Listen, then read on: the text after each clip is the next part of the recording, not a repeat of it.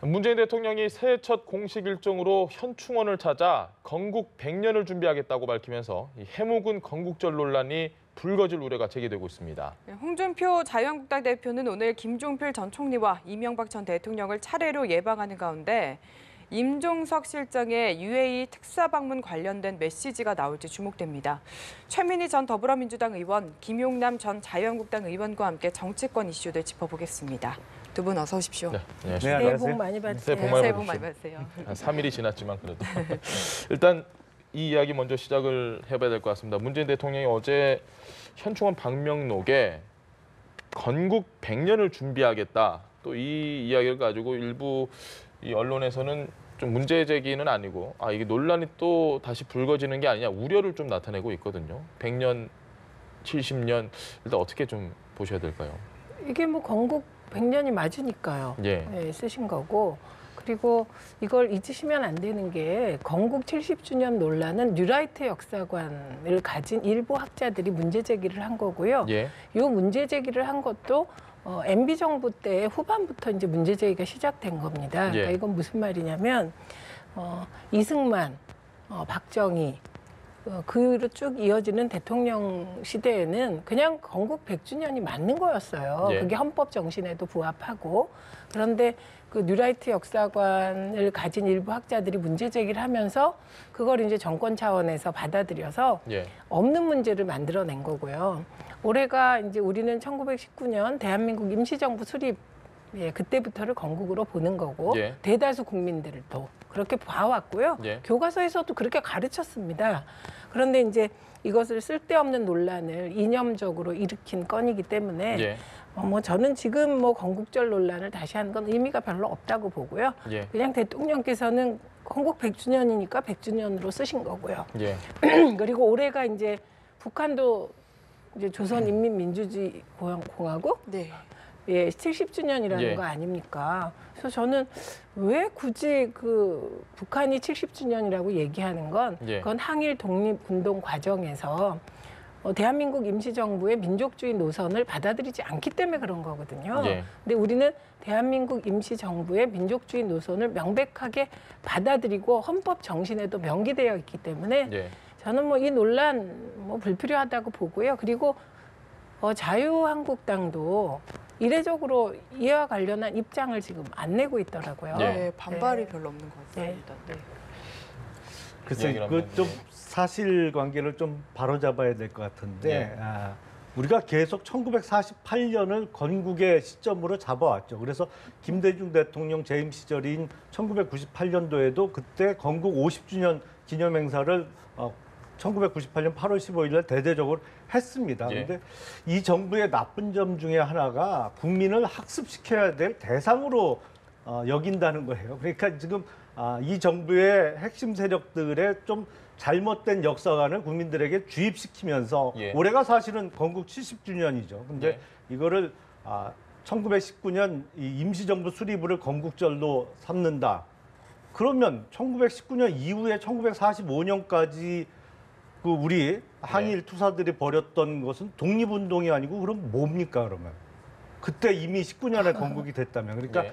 지금 법적으로 국가 구성의 3요소는 다 아시겠지만 영토, 국민, 주권입니다. 예. 그러니까 상해 임시정부가 그 3요소를 다 갖춘 정말 법적으로 인정되는 그 제대로 된 그 국가라고 보기는 어려운 측면이 많이 있죠. 그러니까 사실은 해서는 안 될 쓸데없는 논란을 지금 이 정부에서 불러일으키고 있다. 이렇게 생각이 듭니다. 아니, 이 알겠습니다. 부분 진짜 사실관계를 바로잡아야 되는데요. 마지막으로 한 번만 잡아주세요. 네, 제가 19대 때 이미 그 사진 이제 보여드린 게 있는데 예. 임시정부 수립, 그러니까 이승만 대통령이 1948년 정부 수립일 때 예. 정부 수립일을 명시하고요. 그 옆에다가 대한민국 건국 30주년 기념식 그렇게 씁니다. 30몇 주년 기념식. 그러니까 오히려 이제 자유한국당 쪽에선 이승만 대통령을 국부로 인정하지 않습니까? 예. 그런데 그 이승만 대통령이 이미 건국이 대한민국 임시정부 때 됐다. 예. 그래서 그 법통을 이어받고 있다는 걸 인정하는 그 내용이 들어 있습니다. 예. 그게 정부 그 공식 사진에. 그러니까 이런 논란은 저는 굉장히 그 친일적인 요소를 가진 일부 인사들, 예.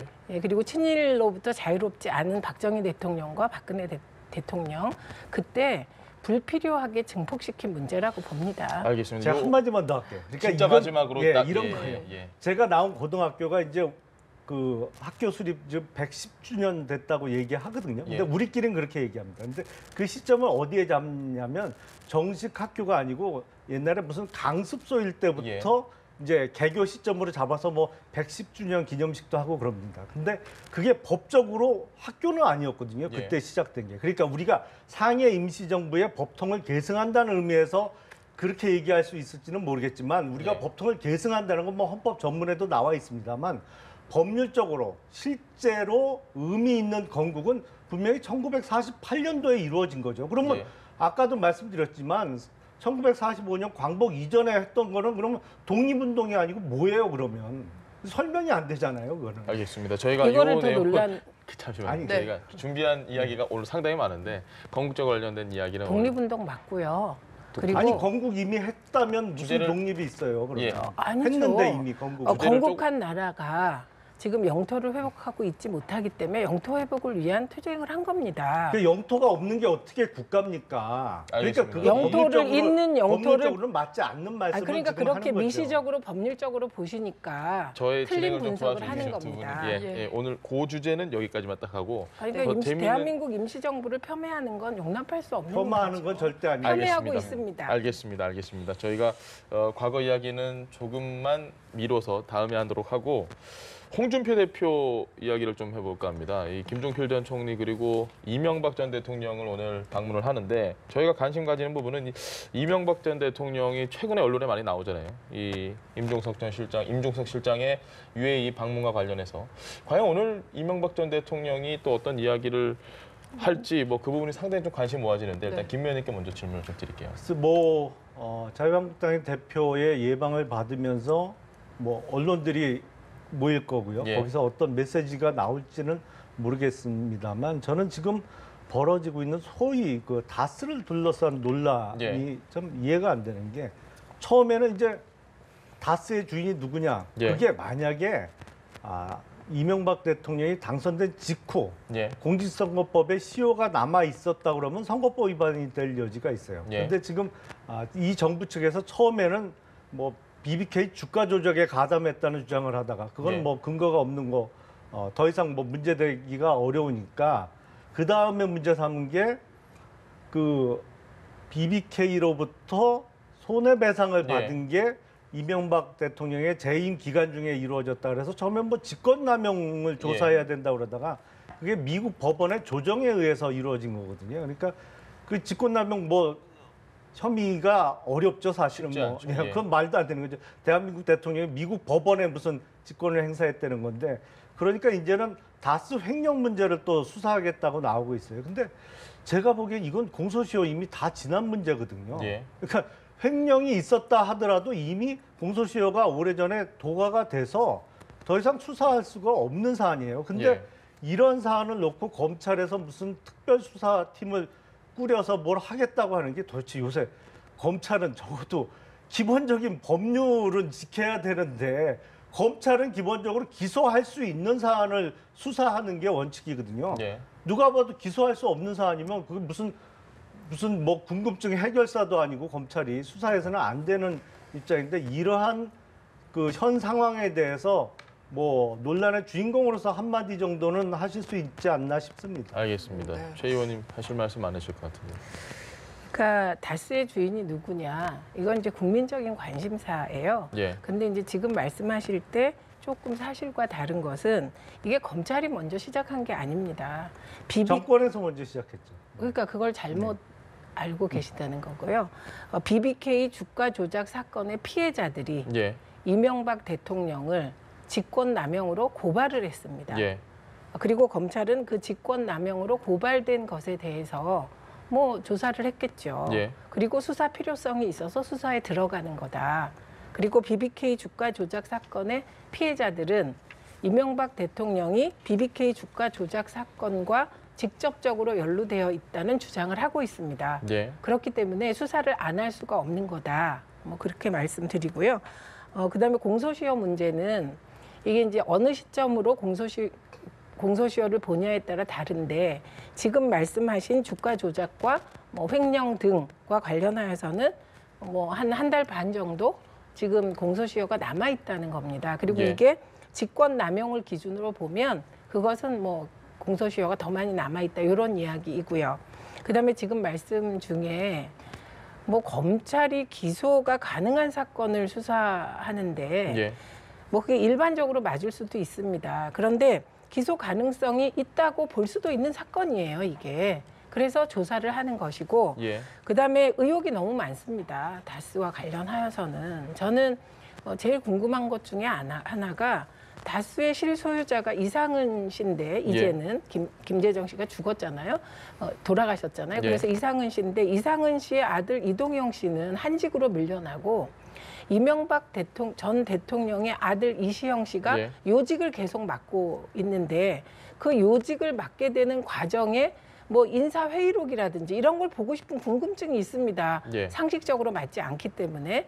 그리고 뭐 이 사안이 너무 이제 복잡하게도 느껴지고 얘기를 하자면 끝이 없지만 하여간 이명박 대통령의 해명도 좀 전 석연치 않은 게 그 한 여기자가 이명박 전 대통령이가 물어보잖아요. 다스는 누구 거냐. 그걸 왜 나한테 물어보냐. 예, 근데 그걸 내 거 아니다 하면 될 일을 나한테 물어볼 일이 아닌 것 같다. 예. 이렇게 애매한 답을 하고 있거든요. 그래서 저는 검찰의 수사는 당연히 이루어져야 되고 BBK 주가 조작 사건 피해자들에 대해서 공권력은 답을 해야 된다. 이렇게 봅니다. 알겠습니다.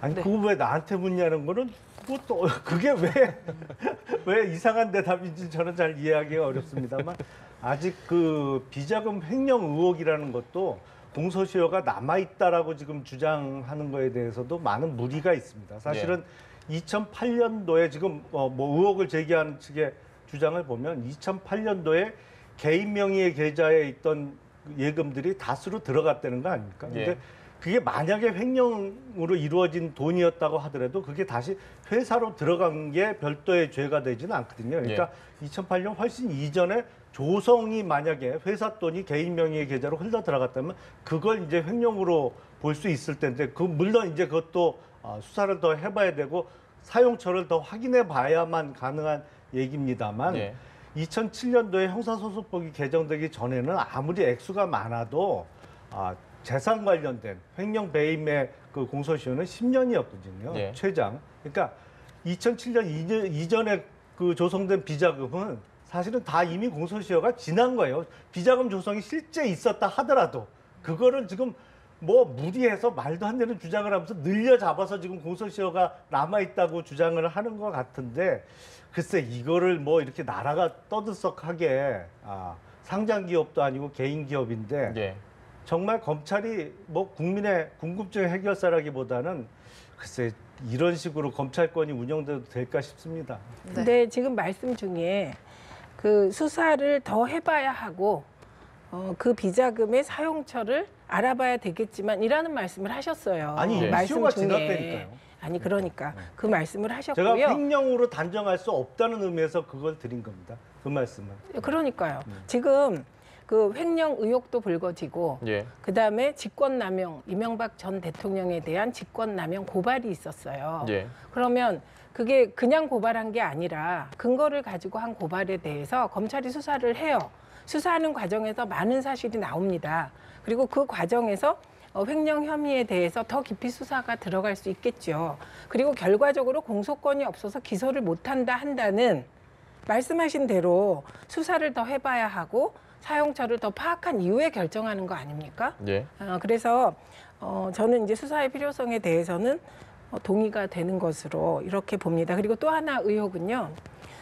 이게 다른 문제가 있어요. 정호영 특검이 당시에 120억 비자금이 조성된 걸 확인했는데 이걸 일개 격리 여직원이 횡령했다라는 것까지 밝혔습니다.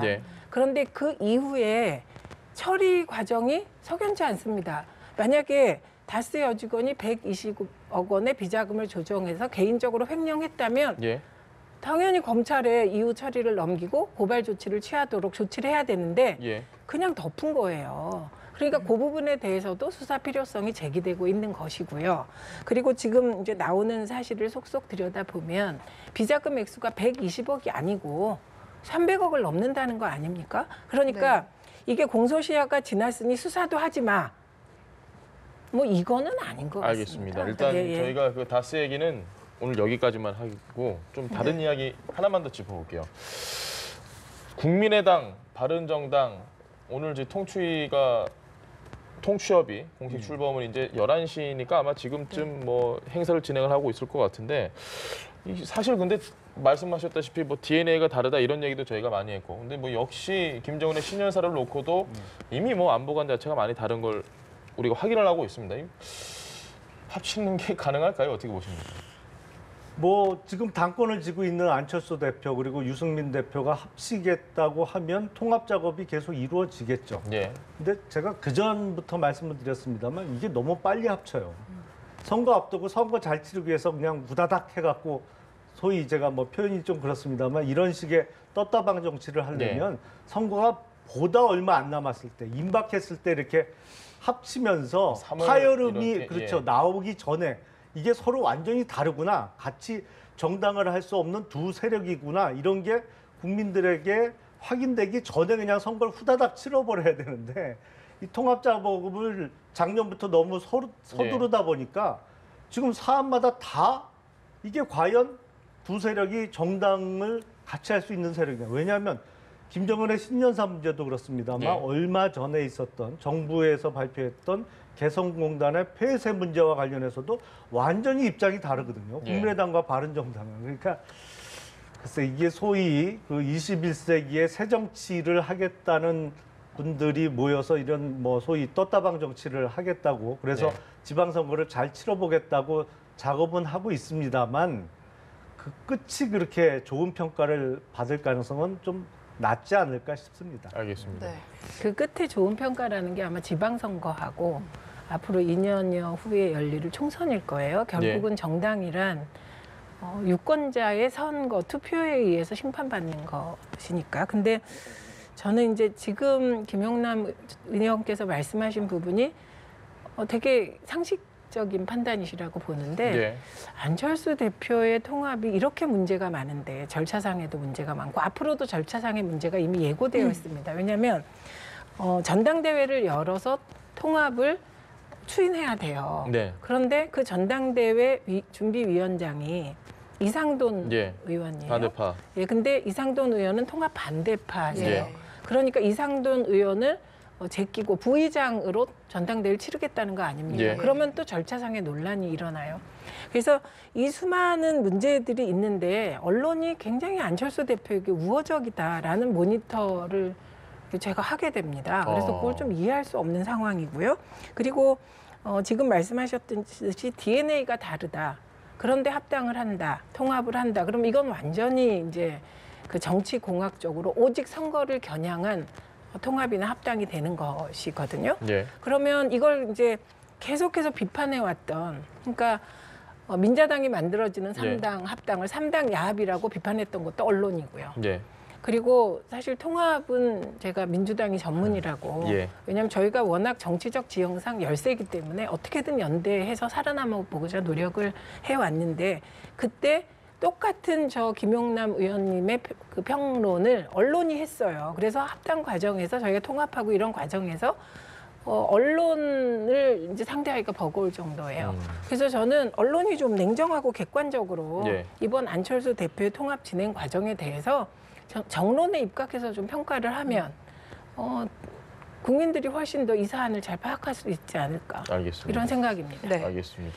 네. 한 말씀만 드리면 이게 이제 당권을 쥔 쪽에서 통합 작업을 계속해 나갈 거기 때문에 예. 전당대회 준비위원장을 바꿔서라도 이제 전당대회를 열려고 하겠죠. 근데 자칫 잘못하면 우리가 한 30년 만에 잘못하면 전당대회에서 강목 사태를 목격할 수도 있거든요. 예. 잘못하면 우리 정치가 1987년도에 그거 민주당 창당 방해 사건, 그러니까 소위 용파리 사건처럼 예. 30년 전의 모습을 21세기에 다시 볼 염려도 좀 있지 않나 싶습니다. 알겠습니다. 저희가 네. 시간 관계상 오늘 말씀은 여기까지 드려야 될 것 같습니다. 지금까지 최민희 전 더불어민주당 의원 그리고 김용남 전 자유한국당 의원 두 분과 말씀 나눠봤습니다. 오늘 말씀 고맙습니다. 네, 잘 들었습니다.